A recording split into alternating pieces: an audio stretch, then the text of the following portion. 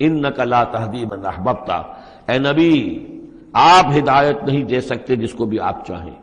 ولیکن اللہ یہدی من یشاء، بلکہ یہ اللہ ہی کا اختیار مطلق ہے، وہ ہدایت دیتا ہے جس کو چاہتا ہے، وہو اعلم بالمہتدین، اور یقیناً وہ خوب جانتا ہے کون ہے ہدایت پانے والے، کون ہے ہدایت کے طالب،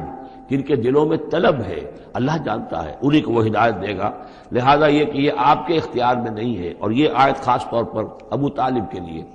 سن 10 کے اندر انتقال ہوا ہے ابو طالب کا،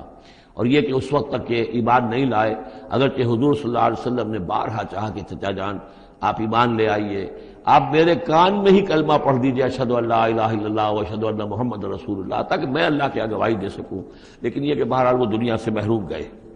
لیکن یہ کہ میں ادب کے ساتھ ان کا نام اس لیے لے رہا ہوں کہ حضور پر یقیناً ان کا احسان ہے، اور حضور پر احسان ہے تو ہم سب پر احسان ہے، لہذا اس اعتبار سے نام جو ہے ان کا میں ادب ہی سے لے رہا ہوں۔